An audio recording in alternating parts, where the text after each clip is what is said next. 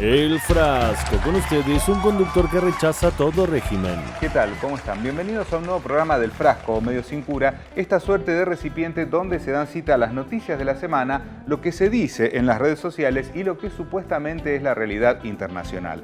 Desde comienzos de octubre y mientras ya atacaba a civiles en Gaza, el régimen israelí obligaba a los palestinos a desplazarse forzosamente hacia el sur, lo que según expertos ya constituye un crimen de guerra.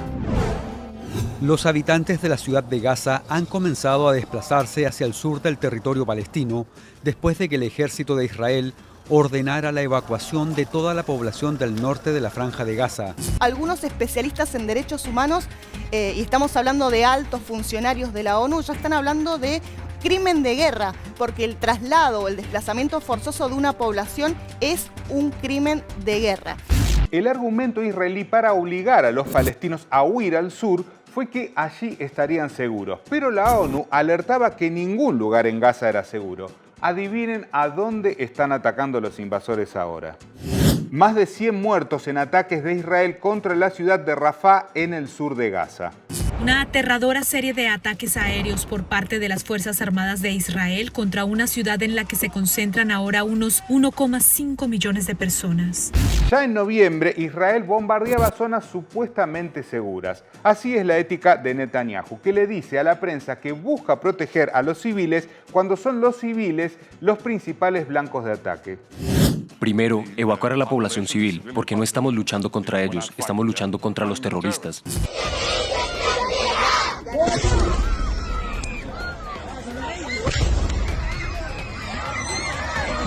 Como podemos ver, hay niños. La mayoría de las víctimas son niños. Es decir, que quienes fueron obligados a escapar del norte hacia el sur de Gaza ahora son obligados a irse del sur. ¿A dónde? Hasta Borrell se lo pregunta. They are going to evacuate. Where? To the moon? Where are they going to evacuate these people?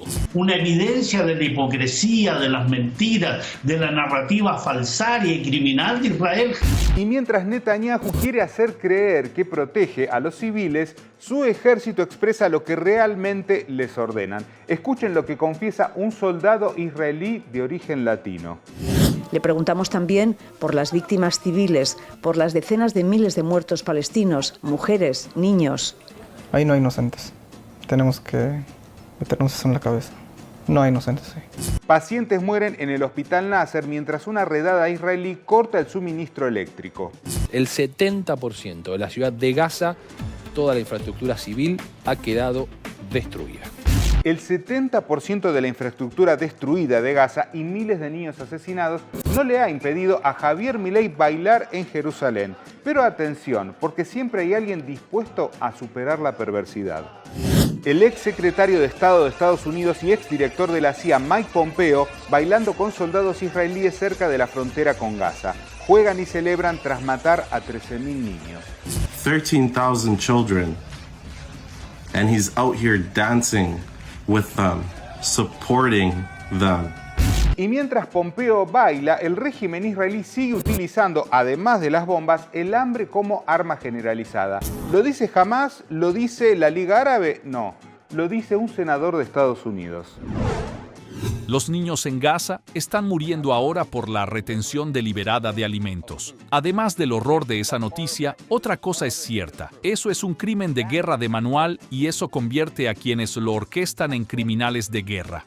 Pero además del hambre, son tan brutales las imágenes de los miles y miles de niños masacrados por el régimen israelí y que la censura en las redes sociales no logró tapar, que hasta Biden se vio obligado a admitir esto. The conduct of the response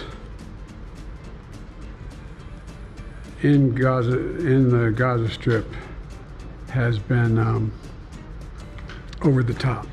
Biden llama excesivo al asesinato de más de 12.300 menores en 4 meses, es decir, más de 100 niños masacrados por día. Un dato escalofriante que ¿habrá sensibilizado al Congreso de Estados Unidos?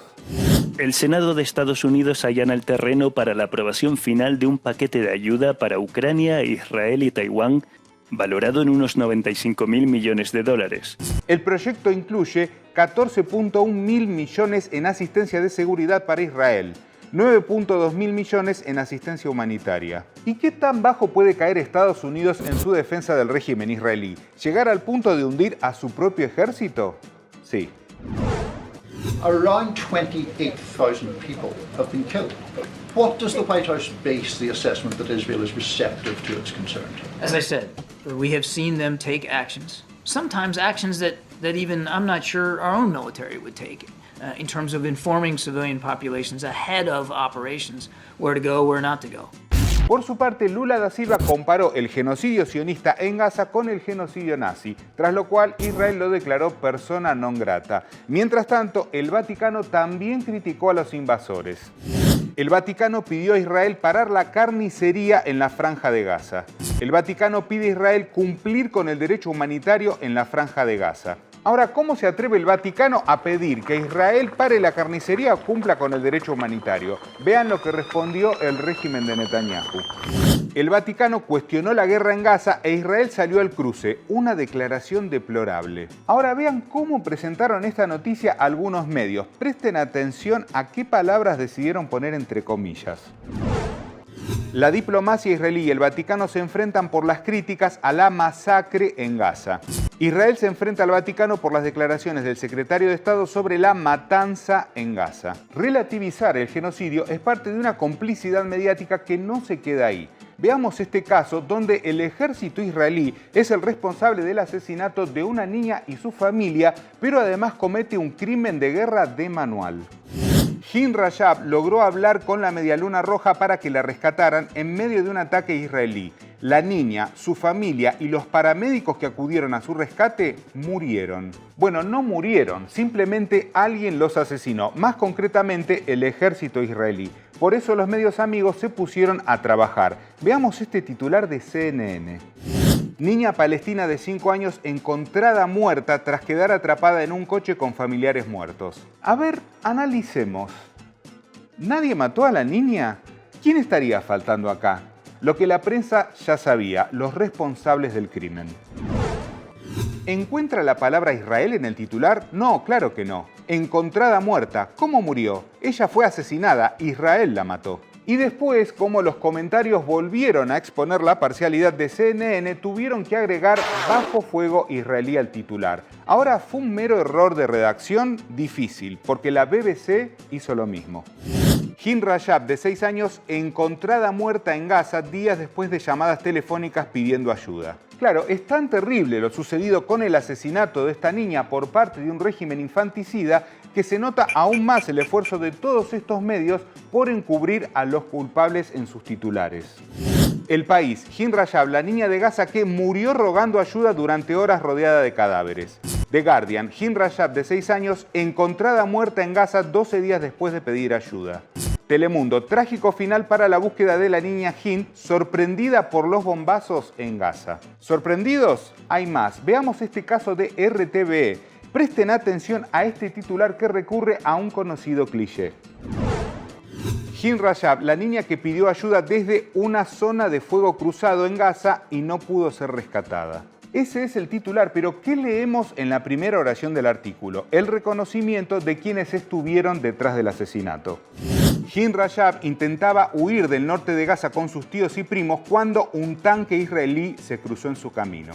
Pero aún hay más. Vean los esfuerzos que hay en la redacción y locución de un noticiero que expone los hechos, pero que evita responsabilizar al ejército israelí. Trató de huir con sus tíos y primos en el norte de Gaza. Los combates cortaron su huida. Así que hablaron a la Medialuna Roja Palestina para ser rescatados. 2 paramédicos en una ambulancia buscaron hacerlo días después, pero también fueron atacados a pesar de haber conseguido la autorización previa de las tropas israelíes. Murieron. Si esto hubiese sucedido en Ucrania, tendríamos esa historia en una película candidata al Oscar, una serie de Netflix, documentales con los damnificados y, por supuesto, sanciones para los responsables. Pero no, porque aquí hay alguien que goza de total impunidad. Periódico israelí, el ejército de ocupación robó más de 54 millones de dólares del Banco de Palestina en Gaza. Y hablando de robo e impunidad, cambiamos de continente, aunque no tanto de bandidos. Se concretó el robo estadounidense del avión de la empresa Emtrasur de Venezuela. Es uno de esos robos donde el ladrón no actúa solo, sino que con la muy oportuna colaboración de un alcahuete. Si querías una evidencia de qué tan libertario y liberal era Milei, es la velocidad con la que cumplió las órdenes de Washington para despojar a Venezuela de la aeronave de Emtrasur. El bandido de Milei se robó el avión de Venezuela. Pero qué horror, ¿cómo lo vamos a titular así, que es un robo? Es Estados Unidos, señores. Hagan un esfuerzo, no sé, digan otra cosa. Avión de Emtrasur que estaba retenido en Argentina fue llevado a Estados Unidos. El avión venezolano-iraní dejó Buenos Aires rumbo a Estados Unidos. Estados Unidos incauta el avión venezolano. En un mundo donde hoy las principales armas no son las bombas, sino la información que se transmite a través de las pantallas de los celulares, ¿qué pasaría si el régimen que hoy perpetra un genocidio no contaría con la complicidad de quienes controlan esas pantallas? Les dejamos esa pregunta y, por supuesto, los invitamos a suscribirse y a activar la campanita para seguir recibiendo todas las novedades aquí, en El Frasco, Medios sin Cura. El Frasco, Medios sin Cura.